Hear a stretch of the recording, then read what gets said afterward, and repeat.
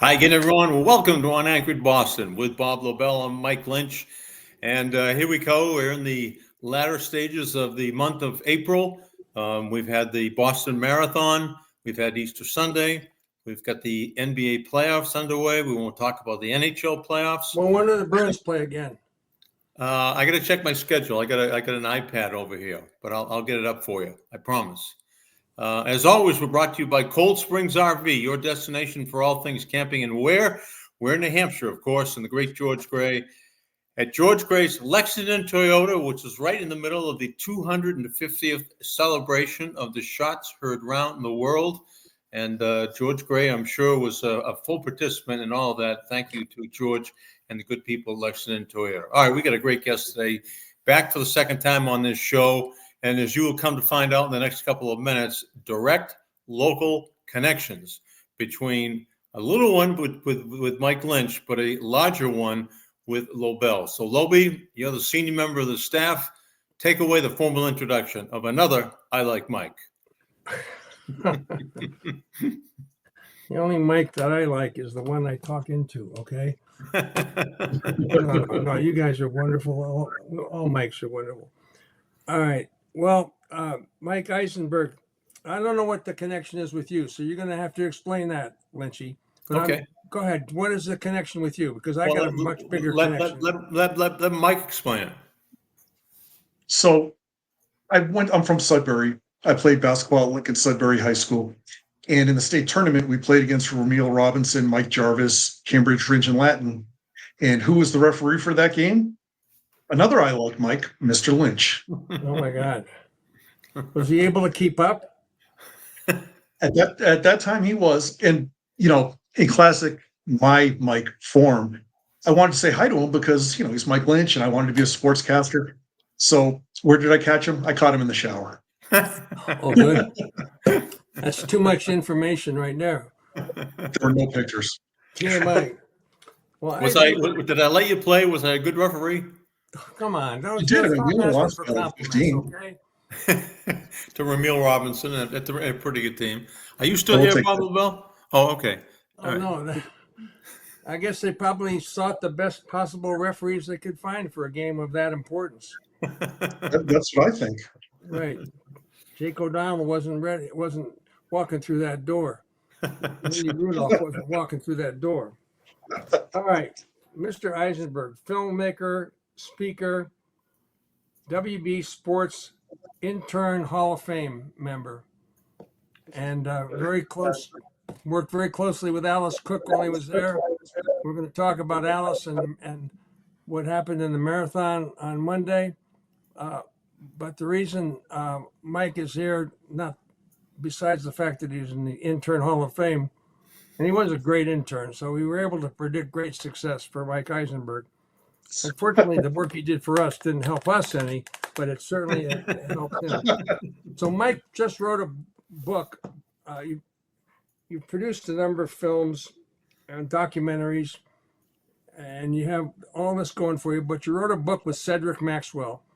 I guess where do you want to start? Do you want to start with the book? You might as well start there, right? Yeah, we'll start there. He's written 5 books, by the way, Bob, which is 5 more than you and I not only have 5 more than we have written, but 5 more than we have read. Thank you. I was going to add that. Okay. You got to be able to read a book before you write it.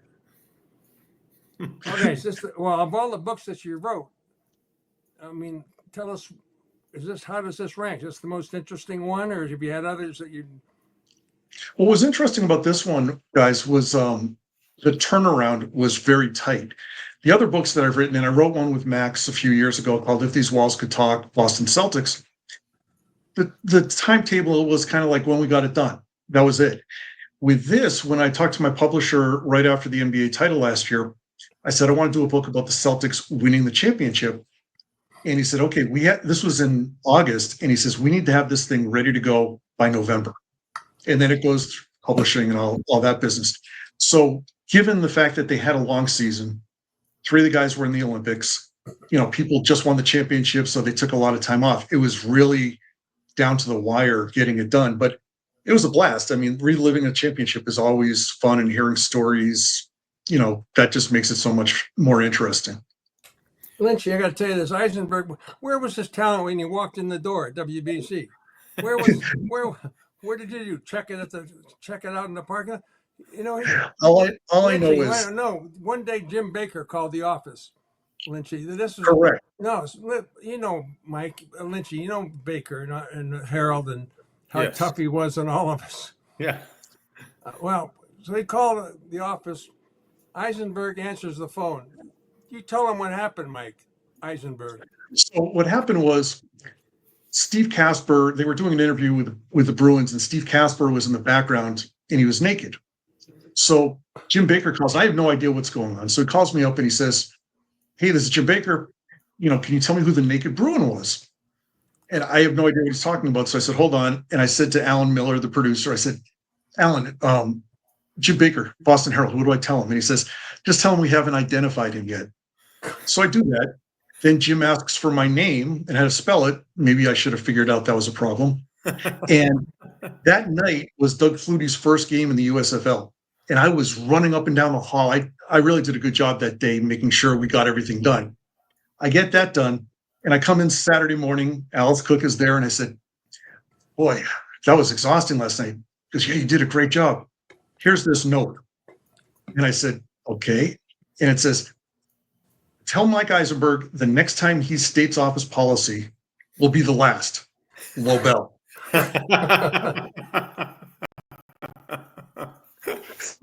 I'm not So the that career was despair. almost over pretty quickly. I was joking, of course.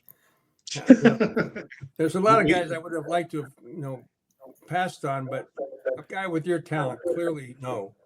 So, okay, let's get back to them. Okay, forget that was the Baker. Now let me ask you this, Mike. Were you in high school then, or were you at Emerson? No, I was in high school. I was the only high school intern. So, our crew, like Alice Cook, came to my high school graduation party. And I used to call her mom. And she thought it was funny because I had no sense of direction. So she gave me a compass as a graduation gift. When I read the article about her in the Globe a couple weeks ago, talking about the first time she ran the marathon, she got lost. Right. I said, I should have given her the compass.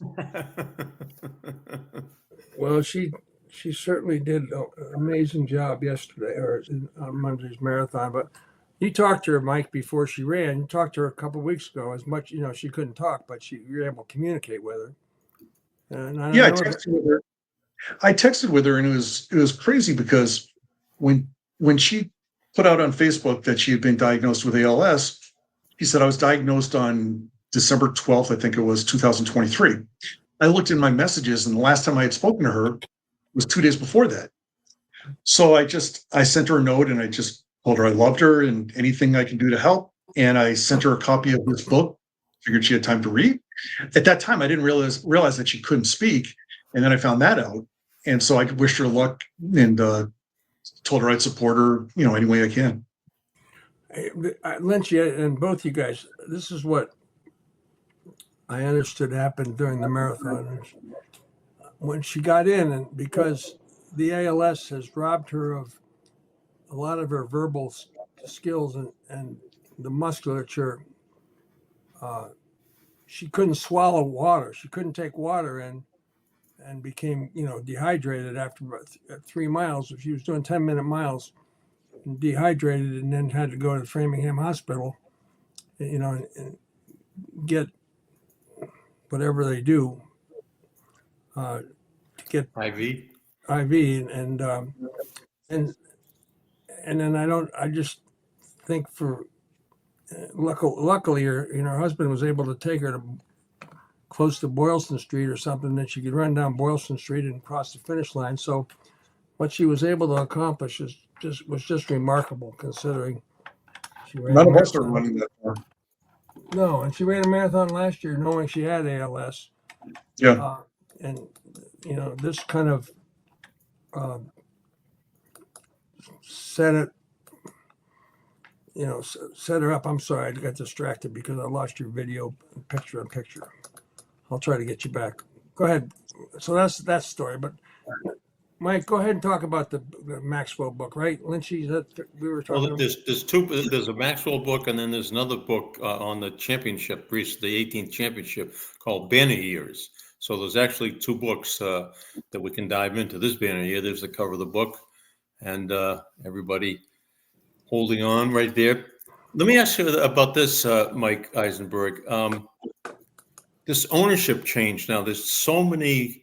I mean, you've got a book that came out, was wrapped it up in November when the regular season was starting, and now here we are. We just before we finish the regular season, there's an ownership change, and there's a picture in the Globe the other day of Steve Paliuca, Mhm. Grossbeck, and the new owner, and it was just awkward. Just looking at it. What, right? Yeah, it was weird because, obviously Tags was hoping to acquire the team. And one thing I learned when we wrote the last book is that writing a book is like buying a new car. As soon as you drive it off the lot, things change like that. I mean, when we finished the Maxwell book, Brad Stevens he was still the head coach. So we're saying, oh, Brad Stevens is in great shape, da da da da da.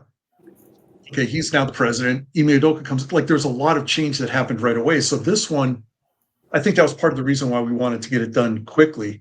But yeah, the ownership, I mean, we talked very briefly about it. And I had asked our publisher, I said, at that time, we had no idea who's going to own the team. How's it going to affect the team?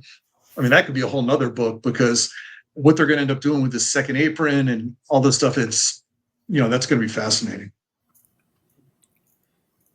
What about this team? Can this team repeat? I think injury is the only impediment to them repeating, but you may feel differently. No, I feel the same way. And even watching the game on Sunday, I mean, Porzingis did not play great, but as long as he's upright, we're good. And I thought it was great to see Derek White. He's such an unsung guy, and he's so important to the team. But the guy I always kind of watch, and I love, I'll call it playoff Drew, is Jrue Holiday. Because, I think he would admit that he didn't have a great season. He wasn't healthy for some of it, and, he's getting older. But, man, he looked great on Sunday. And if he's playing like that, I think they're going to be really hard to beat. Yeah, I know, but that's, you know what? They should repeat. They're probably the best team, but there's so many other factors. Injuries is one of them. It's just, sometimes it's the way it is with any team, right? Sometimes it doesn't matter how good you are; it's how good you are on that particular day. And there's so much talent in this league; it's crazy. I mean, OKC, and I mean maybe getting through the East is. I'm not going to say a layup by any, no pun intended, but certainly teams out west. I think OKC is really well. Anyway, whatever. I'm just saying there's a lot of obstacles. It's going to be No, tough. yeah, I mean, think back to last year. They're playing Miami in the first round. It was right around this time because it was during the NFL draft. And talent-wise, there's no question they were better than Miami, like a lot. Then all of a sudden, Porzingis goes down. I don't know about you guys, but right away I said, "Oh my good, oh boy, we're," and then he comes back in the finals, game one, plays great. Then he gets hurt again, and I mean that's how fragile it is. I mean they could have lost that series, but they have so much talent and the coach and everything else that they still plowed through it. But anytime Porzingis hits the ground, we're all just praying that he gets up. And it's like that with all the guys. And now it's Jalen's knee, and he looked good on Sunday. And the fact that they don't play every day, I think, there's no 3 and 4 nights kind of thing. Hopefully he'll be able to manage it and play like he did on Sunday. Like, let me ask you this. The head coach, Joe Mazzulla, when you were writing the book, did you speak to him, and did you get more than a 3 or 4 word answer on questions that you asked? Here's the thing is, so, at the end, you guys know this, but after every playoff game, there's press conferences, and I got a lot of stuff from that. But Joe, I did speak to him, and I was recovering from surgery on my ankle. Like I couldn't move, right? And I called Joe, and when I spoke to him, I was so fired up. I was ready to run through a wall for the guy. I couldn't even walk. I mean, he is a fascinating guy. He's just, when he's engaged, you never know what's going to come out of him. And I thought, his journey from being named head coach, a couple of days before training camp because Ime Udoka had his problems, losing that year to the Heat in the conference finals, and then winning a championship. I mean, like, you can't. If that was a movie, people wouldn't buy it because they would think it was too crazy. Yeah. When we were talking about Maxwell, I just, I don't want to leave this team because you can come back to it anytime you want in all the playoffs and everything else, and talk about Tatum. You're dying to get to the Maxwell part, aren't you? Well, I just want to know, and I'll ask you the same thing, Lynch. You remember any special? I'm not the guest. The other mic. You want the other mic? Sometimes I feel like you're the guest sometimes. But I want you to feel like you're the guest. I want you to be comfortable, and I'm asking. We have a lot of knowledge. And do you have any favorite Maxwell moments? Either one of you? Any? I didn't write the book. Right? Talk to the mic that wrote the book. Well, I'll tell you the two Maxwell moments. Yeah. Okay. First of all, in the previous Maxwell book that we did, when he's talking about Game 7 against the Lakers, and there's video now in Celtic City where Danny Ainge is going around with a stethoscope. They didn't show it, but Max said, because I came in with burger and fries from McDonald's, and I told everyone, I said, listen, if I'm on my blanket back, I'm going to take you all to the promised land. And he goes out in Game 7, he has 24 points, 8 assists, 8 rebounds. It's like kind of a forgotten moment. I mean, in Celtic City, they glossed over it really quickly. So I love that. That's my favorite story. And then in this book, there's a story where he didn't really know who Joe Mazzulla was. Like, he knew he was one of the guys on the bench, but didn't really know who he was. Comes the head coach. And so before, there was some charity event going on at the Garden, and Joe was walking around with rosary beads, and he's just trying to focus. And he stops at Max.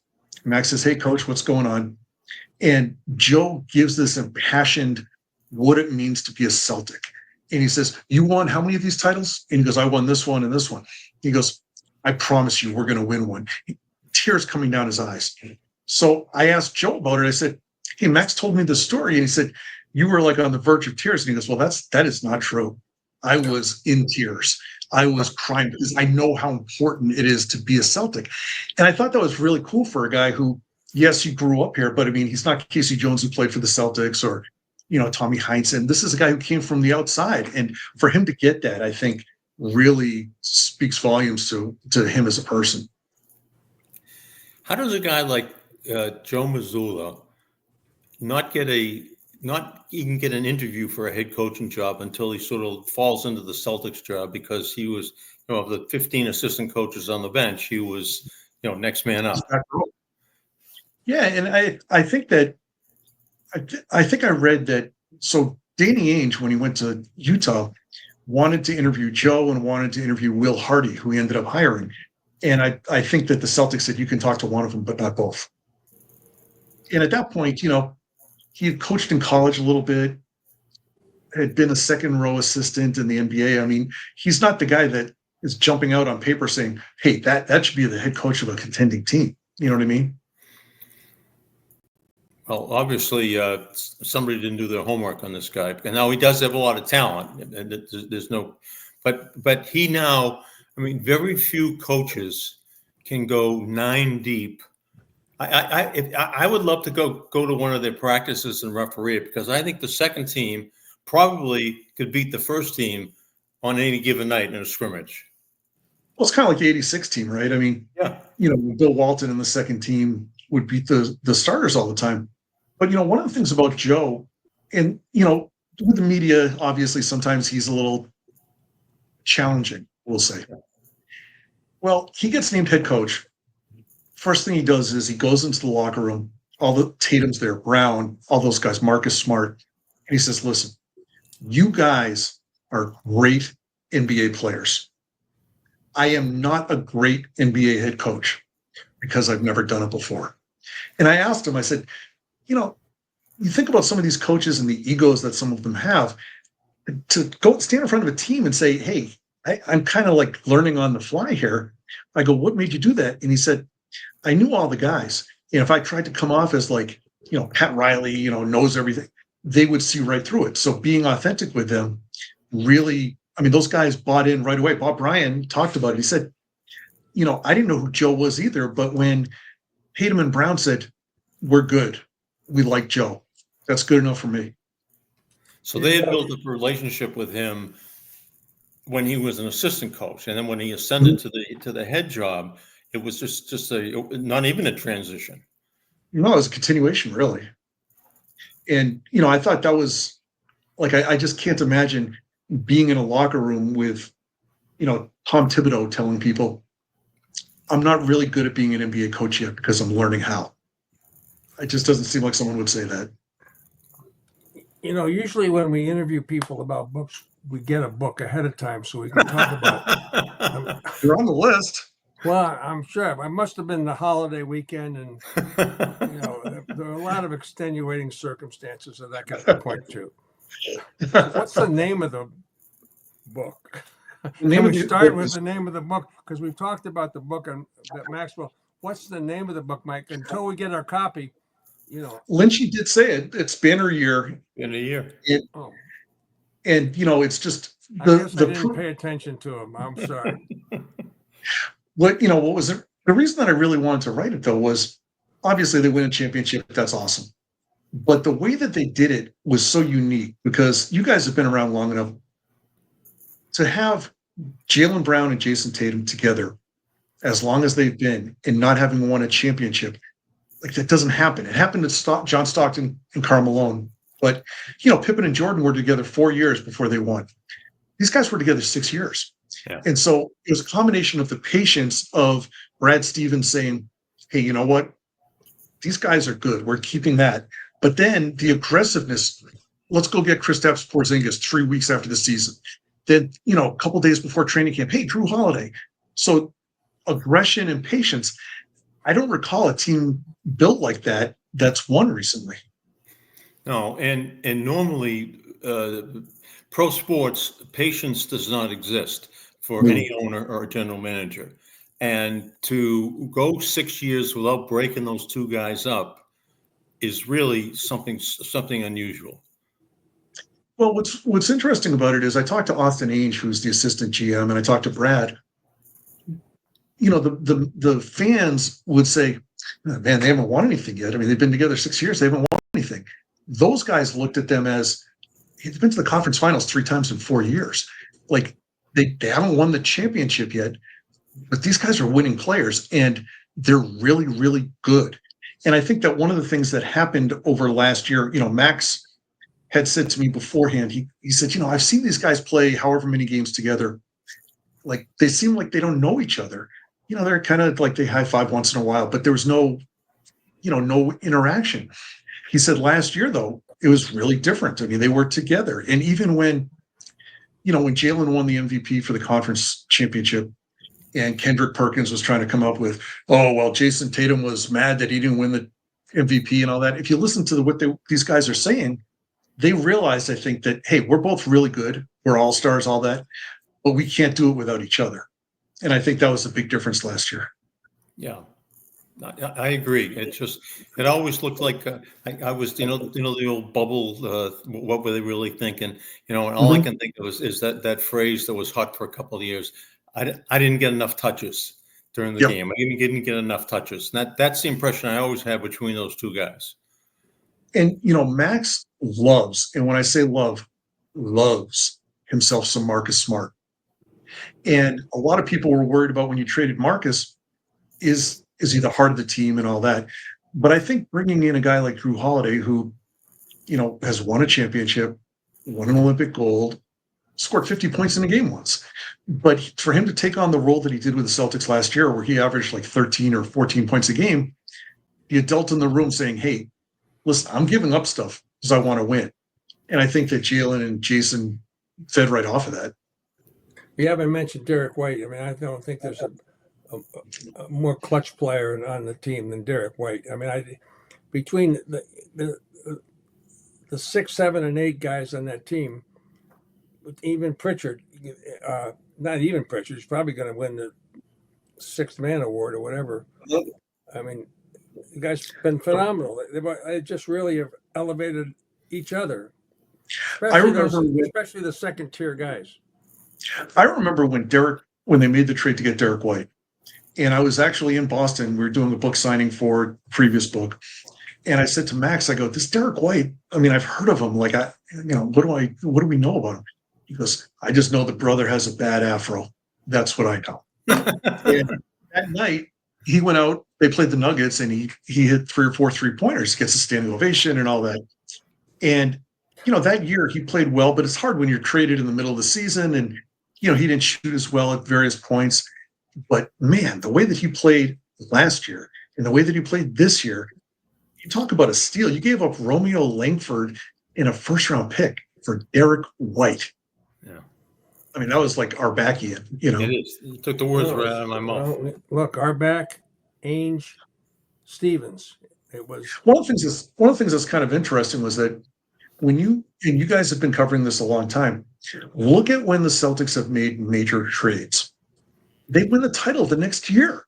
You go back to they got Paul Silas, they end up winning. Then they make the trade for McHale and Parrish. They win. 84, Andrew Toney's the Boston Strangler. What are we going to do? Well, let's go get Dennis Johnson. They win the championship. 86, they trade Max for Bill Walton. They win the championship. And of course, in 08, you get Kevin Garnett and Ray Allen. The first year they're winning a championship. So getting Drew, getting Porzingis, that what they do, they won a championship. It's crazy. One of my favorite Max moments was in LA when Kurt Rambis played, the Rambis glasses. Right? Oh yeah, that's exactly right. He went over to the fans. They were called Rambis Youth. That's right, and they were doing what Lynch's doing. Rambis Youth. And Carr was going around with it too. Right. Rambis Youth. They all had the glasses on, and Max went right over to them warm-ups. Remember that, Mike? Yeah, it was just you hit the glass on. It was the backboard was here. It was shooting over there. Maxwell was a really funny guy. He really was unbelievable. And I think that's one of the things that with, and all is well now. He's back in the organization and stuff. But, in the previous book we did, If These Walls Could Talk, Max, it was the first time he really talked about it. When he got hurt in 85, he had a contract thing. He hurt his knee. And, Red Auerbach, Bird, they thought that Max didn't want to play anymore. Bird told his mom he doesn't want to play with us anymore. And Max talks about it. He says, Max has a different personality than Bird. When Bird was hurt, like the world was over. He wouldn't talk to anyone. There's no BSing or anything else. Max, he's the same guy whether he's hurt or not. So people saw him being injured but having a good time still, and I think that they misunderstood it as how serious he was about what he was trying to do. Because the guy led him to 2 titles. Did he ever make up with Red Auerbach? Yeah. So what happened was, Jan Volk had asked him about doing radio for the Celtics, and he says, "But you've got to go to Red's place at that time. He had a place in DC. You need to go there and make up to him and apologize." And Max said, "What am I apologizing for? Am I apologizing for being hurt?" And Jan Volk looked at him and said, "The father never apologizes."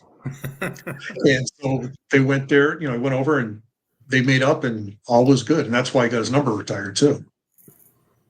A lot of people forget that Max had number 33 until they drafted Larry Bird. And Max gave it up. And that was the number you wore in high school or college or both? In college, I was number 31 because, as you can tell, so I'm in high school and someone says, "You know who you look like? You look like Cedric Maxwell." And the Jewish kid from Sudbury, of course. So they were making the point with long arms and long legs and everything. So he became my favorite player. So when I was in college at Emerson, I did wear number 31. Was Jimmy Bradley your coach? He sure was. He was my coach my freshman year. Yeah. Jimmy Bradley would probably coach one of your games and he'd be able to do it a referee game someplace else like an hour after your game ended. And then after the referee game got done, he'd probably go to the softball field and coach that too. Hey, what number kind 33. of Wait a a minute, hang on a second. non-basketball question here? What kind of boss was Lobel? Because the word on the street that if you were an intern, he was really a prick to work for. I just, you know. What was difficult was that is really. What street were you getting words on? What the hell, Well, he was a trip. And the thing was, like, I grew up 2 goals. Wanted to be Larry Bird. Okay, no. Then I wanted to be Bob Lobel. So getting to work for him was See, so Mike, cool. wasn't all that bad. And one of my favorite memories, and I owe Bob and Alan Miller this forever, was it's 1984. I'm in high school, and there's no GPSs. Okay, so they go, "Hey, Bruce Springsteen has a new album out. It's called Born in the USA. Go get it for us at Strawberries." Like, I got so freaking lost. It took me like 2 hours, and it was 20 seconds away. So they told me I could buy one for myself. So that happened. I ended up being a huge Bruce fan. So thank you, Bob. Wow. He did have a heart. Hard to believe, but all right, Celtics. I'm going to talk about Celtic City here, but I need to do this Cold Springs RV because, as you know, Mike Isenberg, Mike Lynch, this is his big time part of the show, so it's God forgive us if we ever should screw it up. So, all right, campers, it's back. Cold Springs RV Campers kickoff event is here.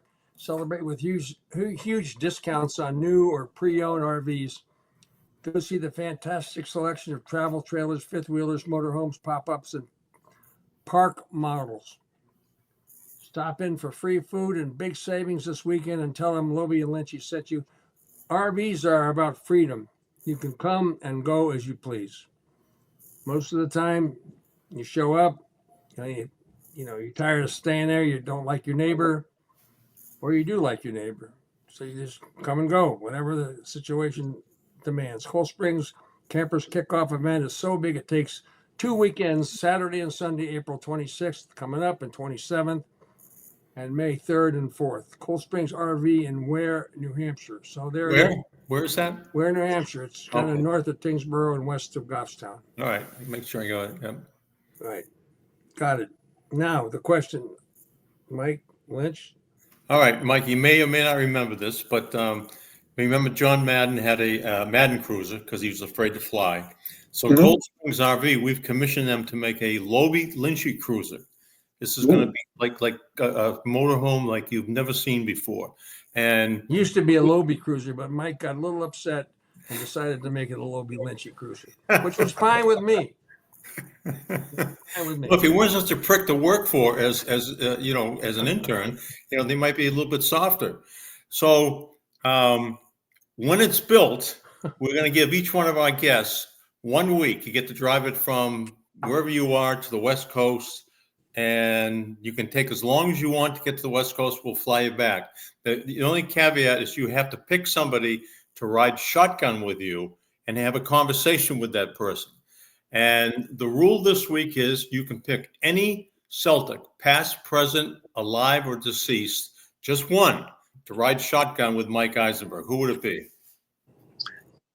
I would say Bill Russell, because first of all, no one's cutting me off with Bill Russell in the car, right? That's not happening. But I've always thought, I've read books and Celtic City and all this stuff, and seeing what he was like as a player and so much of the stuff that he went through, I'd be interested to kind of get his reflections now that he's made it through those periods. Like how he made up with the Celtic fans and things like that. I think it would be great to be able to talk to him. Yeah, I agree. I did the Salem State Speaker Series with him. And we were in the athletic director's office for about a half hour before. And, he was very cordial. And we talked an awful lot. And then we went out on the stage and did our thing. And then we went 4 days later, I'm at a golf course and he's putting, So I walk up and I said, "Hi, Bill. How are you?" He looks at me like, "Who the F are you?" He'd never seen me before. And like, I felt kind of bad. I felt like I was kind of embarrassed, and said, geez, he doesn't even know who I am. And, I did Lynch, who did the Salem State Speaker Series, and he had his head down putting, and he looked up at one eye, like basically like, are you still standing here? And so, yeah, that was it. I think that, like obviously, like all the kids growing up when I did, I mean, Larry was Larry. But I don't know that Larry would say a hell of a lot on the trip, while you're driving. Well, Bill Walton would have been a good pick.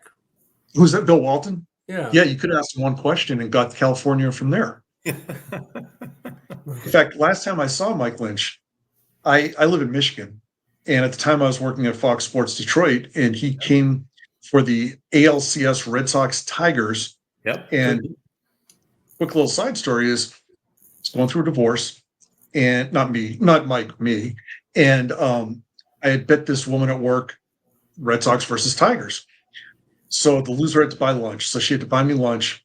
We went on a date the next night, and now she's Mrs. Isenberg. Oh, how about that? Nice. And I had David Ortiz actually propose to her too. Mike Lynch, host of The Bachelor. Cold Springs RV. You do two happy campers. That's there you true. go.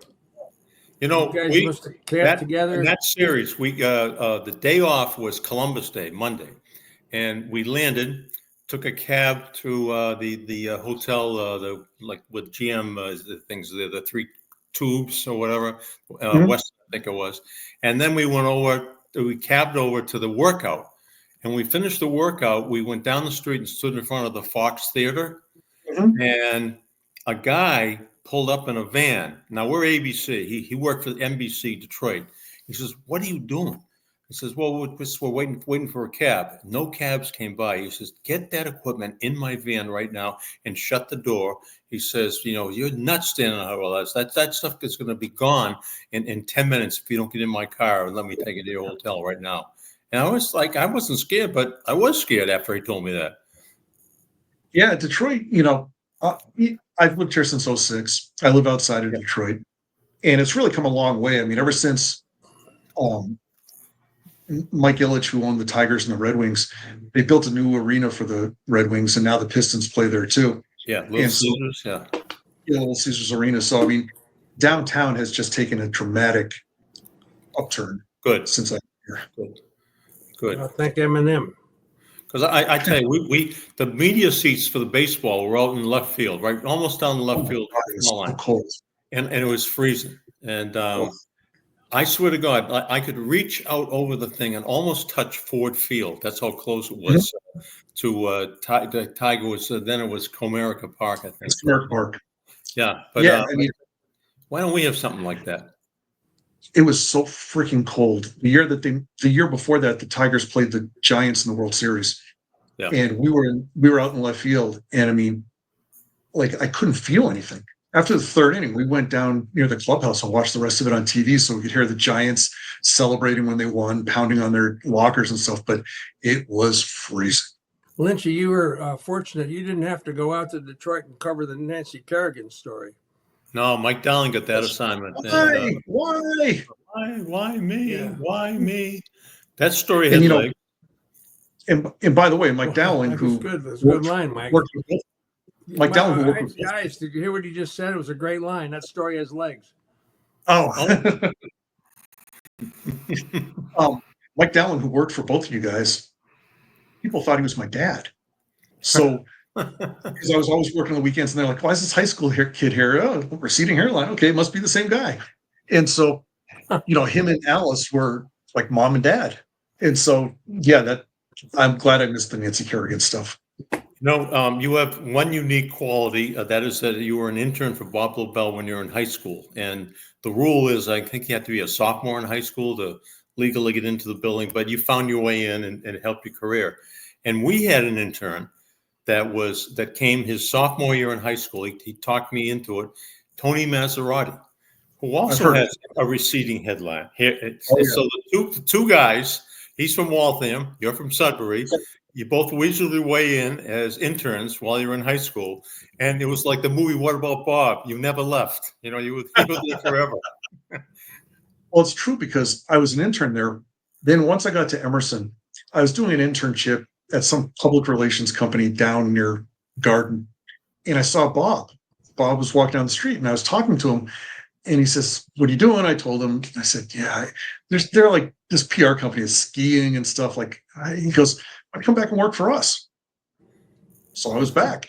I was probably the only intern that during his career had either Dowling or Alice would take me from work, drop me off at my dorm, and then take me to work when I needed to. No tea for this guy. Notice you never said Lobel took you those places. Well, I didn't want to butt in on other friendships. If he was trying to cultivate other people, Although at one point, I believe, Bob, you lived in Sudbury too, right? Yes, that's true. He did. Yeah, that's You right. and Dennis Eckersley. That's when he played in the shot 8 days a week. Also Babe Ruth lived in Sudbury as well. Correct. His house is a landmark there. Yeah, Tony Masserati lives in Sudbury now. Well, you know what?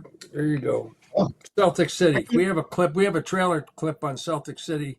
Let's play this before we get into this, okay? Because I'm sure both of you have big comments about this documentary that's on. The Boston Celtics are one of the greatest teams in NBA history. We did it! It is banner 18. I come to work out of respect for what people have laid here before. Red Auerbach used to say it best. Celtic pride. That's what it's all about. The greatest in the game, Larry Bird. First game in Boston, player walks up to me, he said, "Don't look up." And all these retired numbers, championship banners. I just thought this was normal. And then you go to other arenas and you quickly realize it's not the same. They look at that little leprechaun, and sometimes I just want to spit in his face. Anytime you can show McHale taking down Rambus, that's a win. Malin Miller and I were sitting behind the basket. Were you there? Yeah, I was right next to you. Oh yeah, that's Really? the guy from the NBA, McDonald. What was his name? Uh, The NBA vice president or something. oh, Brian McIntyre. Brian McIntyre, because we all started cheering, right? When McHale took down Rambus, Right in front of us. Right, we were right in the right basement. in front of us. Well, That might have been us sitting right there where that camera was, right when that happened. So Lynchy, Alan Miller, myself, we gave him, fantastic. And then Brian McNamara, the NBA. That's probably why McHale. McHale. No cheering in the press box, or you guys are out of here. Remember that, Lynchy? That's probably why McHale did it, because he knew he had the muscle behind him of you guys. Oh yeah. Dan, Max and Danny told me the story that they had been embarrassed the night before the game before. That was when Larry called everyone sissies. Yeah. And, Danny Ainge, the little kid that always gets people in trouble but never swears or does anything. He says to Kevin, he goes, Kevin, why don't you lay someone out? Why don't you foul someone hard? And everyone said, McHale was like this, Bambi-like character that would never do that. And he did. Yeah. And nobody got tossed out of that game. That's incredible. I know. Nobody. People came off the bench, punches were thrown, shoving this and that. Remember Mel getting hit in the face with that stuff walking off the Yep. And then even if you think about the game when Bird stole the ball, you guys will remember that Parrish before that went to town on Bill Lambier, and he didn't get called for a foul. I know. Now he'd be in jail. Those were the good old days. Yeah, and the good old days were always told by Johnny Most. Unbelievable. I don't think, the more he's gone and the more you hear him in old tapes, the more you miss him. Because there's just nobody like that. No, and the fact that he's not in the Hall of Fame, I don't understand that. Yeah. My mom actually used to babysit for his kids. Oh, right. Because he lived in Wayland, right? Yeah. I had a transistor radio always I was born in 1953, so I probably was 6 or 7 when I realized who the Celtics were, and they probably had won 2 or 3 titles by then. But this thing was always there under the pillow, and I hear my mother or father coming up the stairs, and I turn the volume down and put it back on and listen to it, and And every kid in school had their own Johnny Most imitation. Oh, everyone. Everybody thought they could do it better than everybody else. And one of the things that they talk about in the Celtic City was got into the Celtics in like 1980. So when they were in the finals in 81 against the Rockets, the game was on tape delay. Yeah. Think about that. The night that they clinched it, the game was on tape delay and they showed it at like 11:30. Yeah. Can you imagine that? Yeah. No, that's unbelievable to even consider that. It was awful. And then they would delay if they wanted to show it live. That's why they stretched out the playoffs, because they wanted to make sure there was the May ratings period was over before they put the Celtics against anybody or any NBA finals in prime time. And like when they beat the in Magic's rookie year, when they beat the Sixers in Philadelphia, and Kareem didn't play, Magic scored 42. Tape delay. Hard to believe. I mean, especially like, with the internet and copyright, like there's no way that could ever work now. I mean, they could show it on tape delay, but everyone would know exactly what happened. Yeah.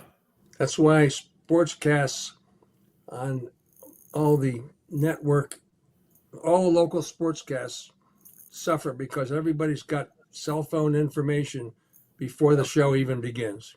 They all know the Red Sox highlights. Even if they haven't watched the game, they can go right on their phone. And as we know. Yeah. Well, in my real job, I'm a television agent, so I represent newscasters and sportscasters and things. And Bob, you're right. I mean, like, how many stations are getting rid of sports or minimizing sports? I think that local news is always going to have a place because, if there's an accident in Wayland, you're not hearing it on NBC News or ABC News. You're hearing it on Channel 4. Somebody's got to cover the fires. Yeah, but you're right with the sports. It's, any game, whether the team is good, whether it's bad, it doesn't matter. You can go on your phone and see what you need to see. Almost instantaneously. I mean, I can't tell you how many times I've watched the Red Sox game on my phone, just following the play-by-play, or going to the game setting. The amazing thing is he actually knows how to do it. He knows how to find it on his phone, which is the upside of the city. A lot of when he does the flip phone and tries to text, and he has to hit the same button 3 times to get the letter on the. All right, shut up, both of you. Which one is Celtic City? Which is your favorite episode so far? Alan Miller he would say the Larry Bird porn. That's what he said. The Larry Bird one is Larry Bird porn. I'm one behind, so I have not seen this week's, but it was the Bird stuff. Like, obviously was crazy, but when they were talking about the demise of the big three, and obviously there's the Len Bias part of it, and there's the Reggie Lewis part of it, but when McHale was talking about, he's going to the game, and the doctor's like, moving his foot around. Oh, you won't do any more damage to it, and all that. Like, that just really hit me. I mean, I've had a lot of ankle problems myself, but I don't know if that's why, but it just really hit me. And I've seen Kevin, in person before, and I mean, he walks like Frankenstein. Yeah. And you think about, and he goes, if we won another championship, totally worth it. Get 4, that would have been worth it. That whole episode, and talking about, Larry's back and all that stuff. I mean, as sad as it was so riveting to relive on it. Because you forget, like, you knew Larry Bird had back problems, but I mean, the fact that he was in traction, then he'd go to the game, then go back to play and be in traction, and he was still Larry Bird. I mean, that part really hit me. Yeah, it did. I don't have great foresight. I remember Clark Booth telling me probably 87 or 88. He says, "It's over, Mike. It's over." I said, "No, it's not. It's not," because I didn't want to believe it was over. But he was right. And the Pistons were on the rise, and the Celtics were going this way. Yeah, and like Danny has said to me and to others. I mean, he said it even in the documentary that he told the story about how he told Red, like, you should trade these guys. Like, they're getting older. It's a declining production.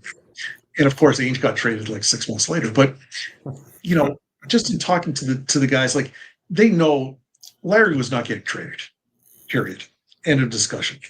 But Kevin, I mean, you could trade him. You could trade Robert. I mean, And it would have been interesting to see what they got, because the names they were talking about, Detlef Schrempf, Sam Perkins, all these guys, like would they have been able, like they would have been able to maintain like a certain level, but I don't know if they ever would have got back to this level.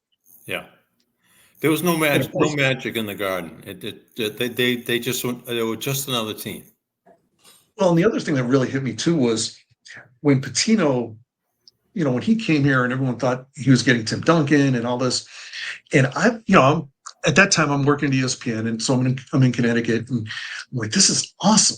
Like, we got Rick Pitino, we got the 3rd pick and the 6th pick, even though it wasn't Tim Duncan, we got Ron Mercer, we got Johnson, and just the colossal disaster that was. And you give Rick credit because he's he went on TV in this documentary and talked about it, but wow, what a misfire. Yeah, and Lobel, you had to do the show with him, which I'm Coach, sure was no picnic. You did a show with Rick Pitino? Yeah, but Lobel's it's a Pitino show. Hold Wow. on a second. I'll find it. I'll show you. Go ahead. You guys keep talking. Where are you going? I mean, I'm going to get that this was, thing. and the whole, how he kind of kicked Red out. I mean, if I was going in that RV, I might have Red in there too. I mean, wow. Yeah, sure. I guess it's not, it's right behind me. Forget it. It's Let me ask this, Mike. The books you've written about that involve the Celtics, there's always a wow factor when some subject you're interviewing says something to you and you go, wow, I had no idea. I had no idea about that. I had no idea that happened. Was there a wow factor, like researching these books? Yeah, I mean, a lot of people have made a big deal about how Robert has been so outspoken during Celtic City. He was on Mad Dog Radio. And like the first time I spoke to him, it was like, whoa, this guy has a whole personality. I mean, who knew that?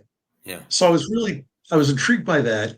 I go back to the Joe Mazzulla stuff, though. I mean, it's not like we talked for hours, but man, he was just like so authentic. I mean, this is a guy who the year before, when they lost to the Heat after they were down 3-0, and then they came back and Jason sprained his ankle. Like, I remember saying to Max, I go, man, this guy got out coached. I mean, can we shoot more 3-pointers? Like, that's all we do is shoot 3-pointers. But, he was resolute in his belief. And Brad, supported him, and they end up winning a championship. So I think that Joe is just, I was talking to Shaughnessy about it at the beginning, and he's like, I would like to do a story on Joe. I think he's a different cat. And I go, he's definitely a different cat. So I think that's a wow moment. We haven't talked about Brad Stevens at all. Guy that, you see him like in a cutaway, like up in luxury box, almost in the shadows. Red used to sit center court, section 1, row 8 or whatever. And Danny was always behind the basket. But Brad he's the man behind the curtain. Yeah, it was interesting because I asked Brad, I go, let's go back to when you became the coach of the Celtics. And that was not a name that was out there. No one thought of Brad Stevens. I go, what made you take the job? And he goes, well, Danny was really impressive. Okay. It's the Celtics. Okay. And I've never heard him say this. I was stunned that he did. He goes, and you know what? I was like 37. I figured if it doesn't work out, I do it for a couple of years, I get fired, and I go back to college. And we were all thinking that, but to hear him admit it, and he's really made a conscious effort when he got the job to go upstairs. He wasn't planning on going for that. He interviewed some other people for it. And one day he was like, you know what? I could do this job if they help me. I can be around for my kids. It's much more family friendly than being a head coach. And I think that when Brad took over, I don't know about you guys, but I was just like, okay, does he have what it takes? Like, he's such a nice guy. Like, can he trade Marcus Smart? Yeah. Can he cut this guy? And just talking to him, I mean, he went to Marcus Smart's wedding after he traded him.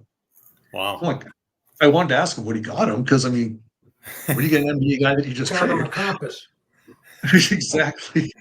But I'm like, I've been really, really impressed. I mean, how can you not be? Every move he's done has worked out, and they weren't all no-brainers. I mean, when they got Kristaps Porzingis, Bob Ryan said to me, I kind of forgot he was in the league because he was in Washington, and Like there's no team there. And Brad said, he goes, I have a list of like 30 guys that if they ever become free, I'm always going to be interested in. And Porzingis was one of those guys. And I was just, like you don't see him as the poker player putting the chips in the middle. And he's done such an awesome job of putting the chips in the middle. But, he's got young guys as well. And you're getting the Sam Hausers and, Derek White and these guys that no one's ever heard of. And they're playing huge roles. So I think he's been unreal. No, he's been great. I mean, as you know, when you have a job like that, you've got to rip your heart out because and then just put it on a shelf and just make all the deals. And I didn't think he had that in him either. To trade a guy like Marcus Smart, who was really a fan favorite, I think, and a team favorite. But clearly, the Celtics were a better team after the trade. Well, what made Ainge find him? What made Ainge find him at a college in Indiana? That all of a sudden he was this guy to bring in to be the coach? That's a great question. I mean, Danny, I talked to Danny a lot in the previous book. This book he didn't want to do because, it's not like it is his team, but it's not his team. I mean, he got him to a certain point, and he's very respectful of Brad. But I mean, he saw something in the guy, and you see him as a coach, and you're saying, okay, it's a great college coach. I'm not coaching the NBA. Okay, that's fine.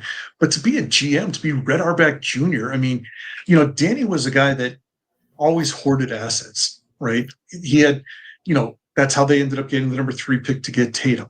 Then they traded the number 1 pick to be able to get, right? I mean, like it was always like hoarding assets.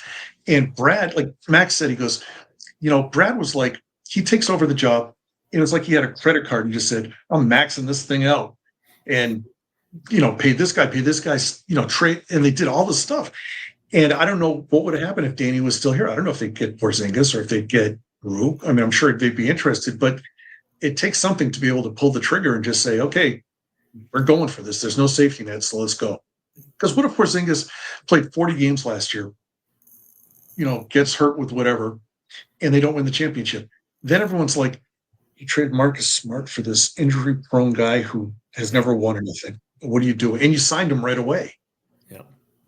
So I mean, You kind of do look like Derek White now that I think about it. Say it again. You kind of do look like Derek White. That I'm not. I kind of think about it. I'm on my teeth. Just saying. Well, you're a talent agent, correct, Mike? I am. Any market out there for a couple of disabled, old?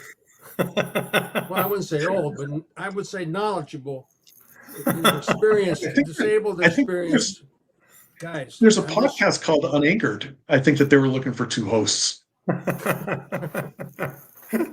I'm sure they are. Seriously, Well, you guys. A lot of people have accused us of being. Oh, there you are with Rick Pitino. Jeez. You know what? We'd go to a game. Alan and I would go to a game Wednesday night and hope, for God's sakes, they'd win because we had the tape on Thursday and they'd only be in a good mood. Hey, he was coach of the year. He was college coach of the year, or at least one of the 2 college coaches of the year. Well, just remember, success is a choice. Just ask him. Bob, were you coming from one of your weddings there? You had a tuxedo on. Yeah, that was good. That was good. Probably. Lynch 1, Lobel 0. I can't imagine. Patino looked like he was enjoying himself, didn't he? I think that was artificial intelligence. The smile. I don't think that was genuine. See, that's not a real smile. He's not even looking at about him gathering us together in the Palm restaurant, right? Patino asked a bunch of like 6 or 7 guys. Alan Miller and I were both invited because we did the show with him, but 6 or 7 guys sat around the table a week before he left when he was getting all the heat, by Fellowship in the Miserable type stuff. And he said, wanted to know what he should do, what our opinion was of what he should do, stay or go. And I voted go. I said, that's why they made the Acela. That's why they built it, so you could get out of town in a hurry.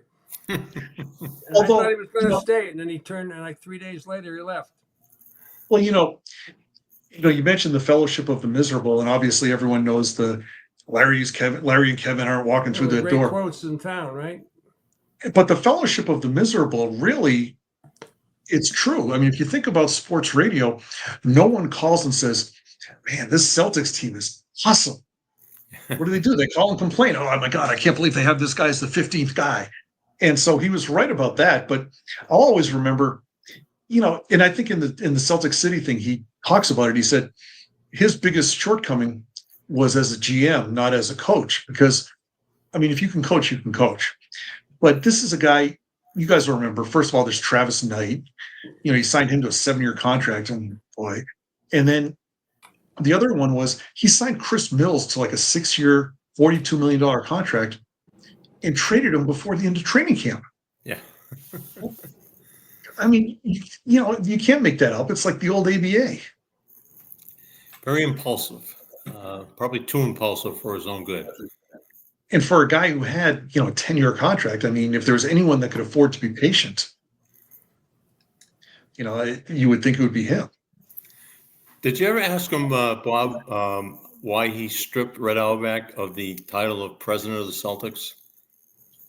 I'm sure I did, Mike, but I can't remember. Okay, I was just curious. That's all. No, I'm sure it came up because it was such a big topic at the time. Yeah. Well, Bill Simmons, who did Celtic City, was on radio the other day, and he was talking about the whole Patino experience, and he said, and he was right. It was like the king. It was like a coronation. The king's coming home, and we're going to get Tim. Like we thought, okay, here we go. This is the guy. And for it to collapse as quick as it did, I mean, good Lord. It was a coronation. It was that press conference at the Garden. I mean, it was every press conference was always down below, in some dungeon or some with the black curtain behind. And this was they brought the parquet pieces of the parquet floor out, and it was a coronation. Good word for it. I mean, I like the guy. I mean, you know what? I just, apart from his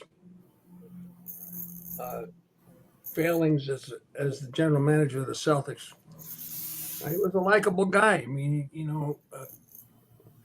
he just had a really good sense of humor. He was very obviously self-absorbed, but in that particular case, who wouldn't be? I mean, he, had great success.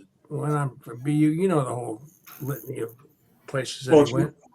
If you guys remember his first game, they beat the defending champion Bulls. And I remember watching the game, and Tommy Heinsohn, there was a play at the end where there was a foul that they called, and he just yells out, he goes, "That is BS." And he said BS. I'm like, wow, censors must have missed that one. Even though that was going to be the highlight of Rick Pitino's Celtic career, but Yeah, but then now you don't matter what you say. No, that's true. I just don't. Your average Celtics fan doesn't think. I bet a lot of them go, "Oh yeah, he was the president and general manager of the Celtics." I don't think it's at the front of their minds. You know what I mean? You're right, Mike. You're right about you. Right. It was all about the coaching. Yeah. Yeah, and if you look at those teams, I mean, good Lord. Right. Right. You mentioned Ron Mercer, but then there was also, who else was other? Well, they had like Marty Conlon and Travis Knight and David Wesley. They just had a lot of like riffraff. John Bagley. A lot of guys. They're just, as Bill Parcells used to say, Jag, just another guy. Yeah. And they had their roster was full of a bunch of Jags. No, that's a good way to put it. Yeah. Let me get one more spot in here, Mike, before we let you go. Okay. And this is, of course, our good friend George Gray. If you're thinking about a new vehicle, go where Lobel and Lynch go. Go see our good friend George Gray. He's probably right out in Lexington Green right now with his hat on. Picking up spent shells. George Gray's Lexington Toyota. We've been customers for years because we know that George Gray will treat you right. They're a family-owned and operated dealership that we can trust and you can trust as well. Go see the great George Gray, the big wheel we call him, in the Tricon hat at Lexington Toyota, 409 Mass Ave in Lexington. None better than George Gray, and I guarantee he may have fired the shot heard around the world 250 years ago because he's been Would around that not be long, right? surprised. Yeah. One more question, Mr. Eisenberg. What's the future of Sure. this league? What's the future of pro basketball? The NFL has taken Christmas away from them. I mean, they are vulnerable. Well, the NFL rules everything, so it's not a matter of the NBA's weakness, but it just seems it's a league on the edge. Well, it's kind of a weird time because, at some point LeBron is going to retire, I think, at some point. And I mean, the guy's 40 years old, besides the fact he's still really good, but he is the face of the NBA. So what happens next? I mean, you have Victor Wembanyama from France, there's a lot of good, Luka, there's a lot of good players, but I think though, I would bet that the NBA ratings are going to take off because with the new deal that's coming up with Amazon and NBC, I mean, they're going to spend a ton of money. They've, Amazon, I don't know which one signed Dwayne Wade, but Dwayne Wade, Carmelo Anthony, Dirk Nowitzki, I don't know if any of these guys are going to be good or not, but they're going to spend a ton on production and trying to get exposure. And the fact that the Celtics, unless the owner changes it, I mean, the Celtics are good and the Lakers are good. They're going to try to manufacture that with Luka. So I don't know. I mean, It'd be a great final. There's no question about it. Yeah. I mean, sign up for, I'm sure that ESPN, ABC would sign up for that like in a second. But, it's a good question. I don't know, because I think with football, I've always felt like they're the fat kid at the buffet, right? Like, oh, let's have a Thursday game. Yeah, that's a good idea. Hey, you know what? Let's do Black Friday. Yeah, let's do that one too. I mean, pretty soon we're going to have 7 days of football. And I love football, but geez Louise, like how much can you watch? Yeah, but apart from that, Mr. Eisenberg, it's about the player safety. I mean, there's just no way in hell they're going to add an 18th game for sure. I mean, there's no way in hell these guys can actually, right, Lynchy? There's no way you can survive that kind of thing. It'd be pretty difficult. Yeah. And that's one of the things that's going on in society now. Like boxing is not, we grew up Marvin Hagler and all that. Boxing's not a big thing, but UFC is. Well, these guys in the UFC are kicking each other in the head. You can't tell me they don't have CTE, and the fans are all for it, just like football. And then when they hear that the people have CTE, they're like, "Oh man, we could make this safer." Well, blood is burning. Let me ask both of you guys this question. Seriously, do you actually feel you're getting burned out on sports? I mean, you feel like, it just, maybe it's the betting, maybe it's the rule changes, maybe it's I'm not quite sure how to define it other than just getting kind of spent on sports. Like, just it's not as important anymore. It's just kind of, bastardized in a way. What do you think, Lynchy? Well, it is like when the NHL and the NBA playoffs both started, you get this 32 teams right there. And then you get Major League Baseball coming at you with another 30 teams. And then we're looking at the NBA draft. I mean, there was a time where I said it was the greatest time of the year because you had sports 24/7. But I don't know. I mean, none of these leagues are going out of business. None of the bookies are going out of business. And there are fannies in the seats. What do you think about it? I mean, you feel like you've just kind of zoned out on sports, like it's just more of the same? I do. And, like this Celtic City thing, which is like crack, right? I mean, it's for Celtics fans. I mean, I can see that people who are not Celtics fans, they're not going to watch 9 parts of it, but they might watch some of it, right? And Bob and I were talking about this last week. Who at Netflix thought it was a good idea to follow around the Red Sox last year? We knew they were going to be terrible, so let's follow them around. Then they're talking about doing a Bruins special, which again the 3 of us would watch, but some guy in Chicago could care less about the history of the Bruins. So I feel like part of what's oversaturating it is everybody has to do something. Let's do Celtic City. Let's do this. Let's do that. Hard Knocks. I mean, Hard Knocks, when it came out, I'm sure everyone thought it was the greatest thing ever. Now you can't get any teams that want to do it, and you're not getting anything out of it. So I think, Bob, I think you're right. I think that part of the oversaturation is from, again, it's like a fat kid at the buffet. Let's do this. Let's do this. Let's do this. And like all three of us, and you guys are a little bit older than me, but all three of us, grew up in the best sports city in America and, spent all this time there. And we love sports. But at a certain point, my God, I mean, are you guys going to watch the NHL playoffs now that the Bruins aren't playing? I watched last night. I watched Ovechkin's first goal, and that's all I needed to see was him winning, him getting a goal. And then, okay, I saw it. That's what I wanted to see, and now that's it. I don't care. Then I looked on my phone to find out who won. Yeah. And, the other thing, too, is like, so here, Fox Sports became FanDuel Sports. So if you want to watch the Tigers and the Red Wings and the Pistons, it's $20 a month. Now, like, I don't really need to see them. But even like, if I was in Boston last year and Nesson tried to charge me $20 to watch that, like, no. I mean, if it's free, I'll tune it in here and there. But you're asking consumers to pay, not to spend the time, but to pay to be able to watch this. Like, come on. Okay, well, that's kind of the way I felt about it. I just wanted to be the lone guy that was kind of. What are you watching, Bob? Masterpiece Theater? After I'm done with the Peaky Blinders, everything is up for grabs. You gotta look. You gotta admit that was a great show. We should start our own podcast and call it Three Old Men. Three Angry Old Men. Grumpy old men.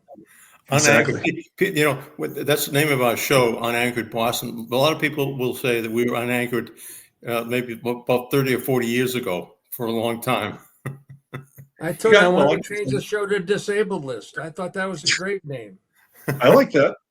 I mean, I'll tell you what, though, in all seriousness, I mean, you guys both, growing up when I did in the 80s and, having the Boston Globe with McDonough, Shaughnessy, Gammons, Ryan, and then having you guys on TV is just such an incredible experience. And, I wouldn't be doing what I'm doing if it wasn't for you guys, because you guys made it so, sports is about storytelling.